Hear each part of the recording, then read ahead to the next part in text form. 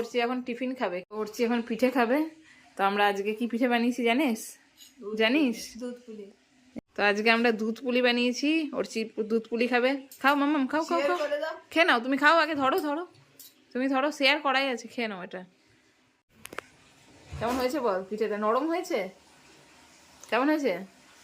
আর পিঠেটা একটা কামড়ে দেখা কমসে কম।